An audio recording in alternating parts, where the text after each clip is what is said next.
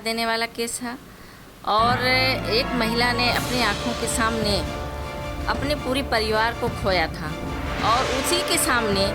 उस माँ के सामने उसके 3 साल की बच्ची को पटक पटक के मार दिया जाता है और सामूहिक बलात्कार होते हैं। 11 आरोपी उसमें सिद्ध किए जाते हैं। लेकिन आज जिस तरीके से उनको बरी जिम्मा करके उनके गले में हार और मालाएं डाली गई हैं, ये सिर्फ बिल्किस बानो को शर्मिंदा नहीं किया बल्कि पूरे देश की महिलाओं को शर्मिंदा किया है। मुस्लिम महिलाएं गुरेज करती हैं, उसके लिए भी वो जो है वहाँ पर संबोधित करते हुए उस बात का जिक्र किया, हौसला दिया। लेकिन उसके जस्ट बाद इतना बड़ा तोहफा देश को दे दिया है कि ये भुला नहीं सकता कोई, और ये दिल में चुभने वाला जो नस्तर लगा है, ये देश की महिलाएं वो चाहे किसी भी रिलीजन की वो भूल नहीं सकती हैं। वो सिर्फ कुछ नहीं, एक ही कानून होना चाहिए, सजाए मौत।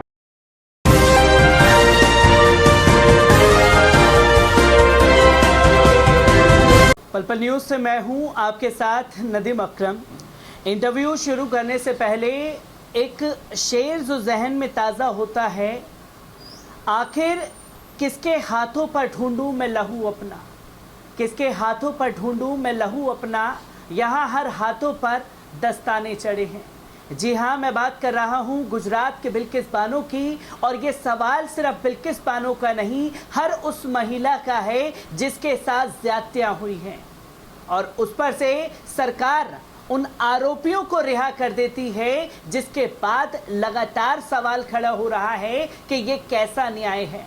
इसी पर बात करने के लिए हमारे साथ एसडीपीआई से शाहीन कौसर आजमी मैम मौजूद हैं। मैम, किस तरीके से देखते हैं जो ये फैसला गुजरात सरकार द्वारा लिया गया है? पहले तो मैं आपका शुक्रिया अदा करना चाहती हूँ। और देखिए, ये जो बिल्किस बानो का केस था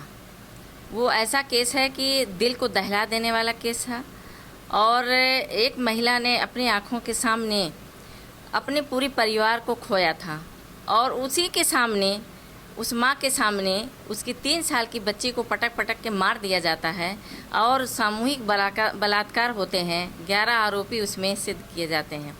उसके बावजूद जब सज़ा सुनाई जाती है तो उसके हरे ज़ख्म कहीं जो नासूर बन चुके थे वो कहीं न कहीं मध्यम पड़ रहे थे, और उसी की यादों, उसी के सहारों वो अपना कदम आगे बढ़ाना शुरू किया था। लेकिन आज जिस तरीके से उनको बरी जिम्मा करके उनके गले में हार और मालाएं डाली गई हैं, ये सिर्फ बिल्किस बानो को शर्मिंदा नहीं किया बल्कि पूरे देश की महिलाओं को शर्मिंदा किया है। और हैरत की बात यह है कि अभी 4 दिन पहले 15 अगस्त के दिन लाल किला से जो है संबोधित करते हैं हमारे प्रधानमंत्री मोदी जी, कहते हैं कि औरतों का सम्मान करना चाहिए, औरत मर्द से कहीं पीछे नहीं है, उनको बढ़ावा देने की बात करते हैं और उनके लिए उत्साहत,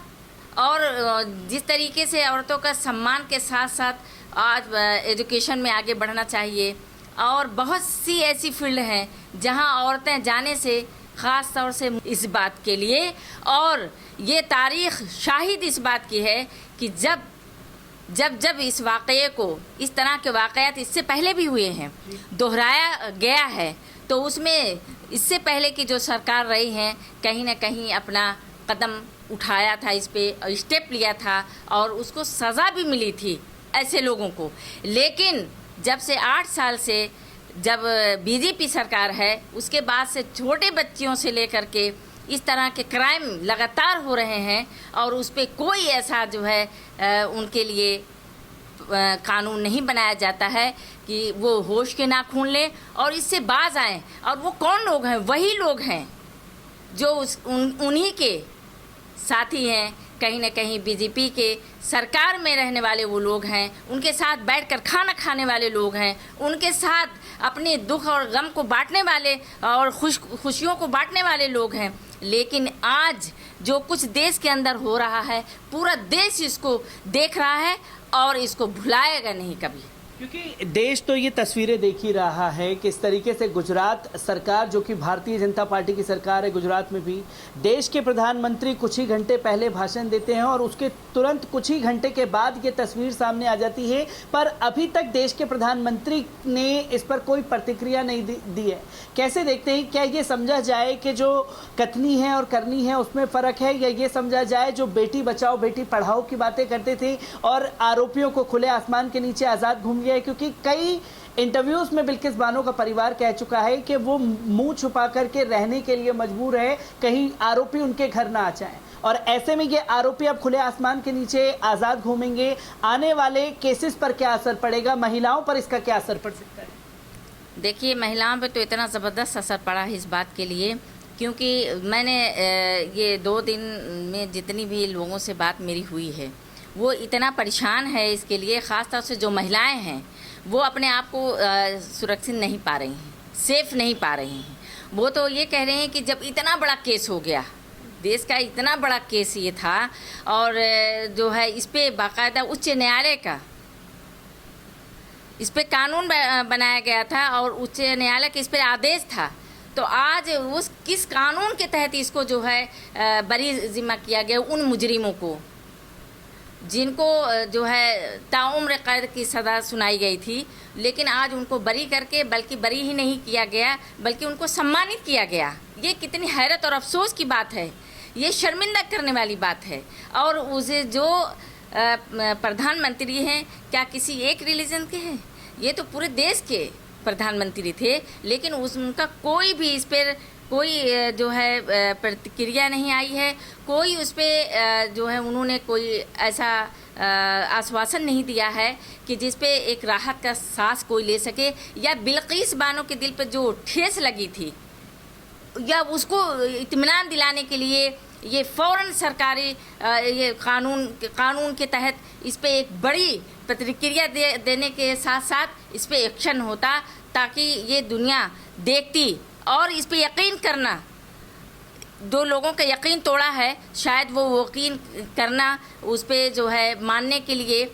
उनका अगला कदम आगे बढ़ता कि हमारे प्रधानमंत्री जी हमारे साथ हैं। लेकिन इस बात को लेकर के आज दुखी मन से लोग इस बात को बयान करते हैं, और हर जगह देखे आज वही बिल्किस का ही किस्सा हर जगह, व्हाट्सअप देख लीजिए, फेसबुक देख लीजिए, ट्विटर हैंडल पर देख लीजिए, हर जगह सिर्फ यही बात है। सिर्फ आज औरत ही नहीं परेशान है, बल्कि इसमें हर मर्द की आवाज़ भी इसमें शामिल है। जो भी समझदार हैं, जो देश हित में बात करते हैं, उनकी आवाज़ इसमें शामिल है। लेकिन अगर कोई नहीं बोल रहा है तो बीजेपी के लोग नहीं बोल रहे हैं, जो देश को ये कहते हैं कि देश तरक्की कर रहा है, आज महिलाएं सेफ हैं,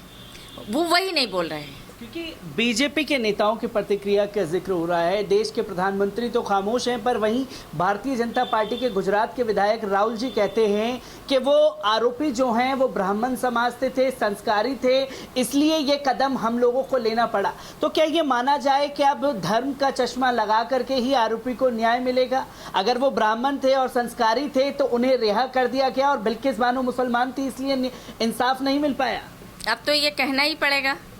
और लोग देख भी रहे हैं। अगर इसमें कोई अगर अलग करती कोई बात, आज 8 साल से जिस तरीके से देश के सामने ये एक पर एक जो है वारदात आ रही है, तो इसमें सच कहाँ तक है लोग अब समझ गए हैं। सच्चाई फैक्ट क्या है वो लोग समझ गए हैं। अब इसको अलग चाह करके भी नहीं कर पाएंगे, क्योंकि उनके सामने एक बहुत बड़ा चैलेंज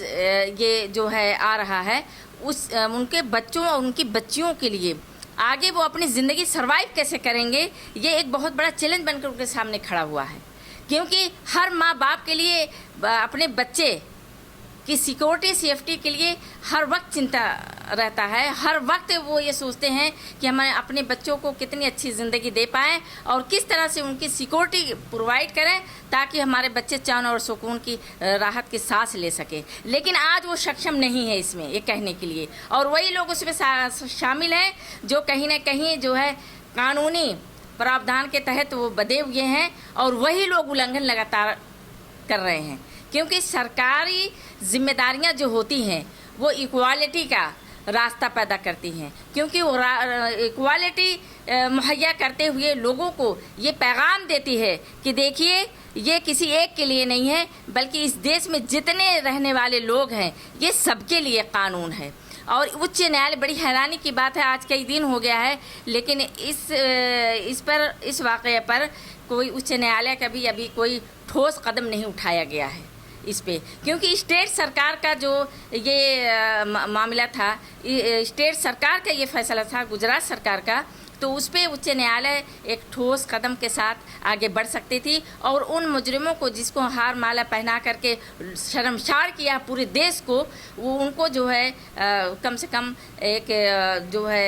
जो इंसानी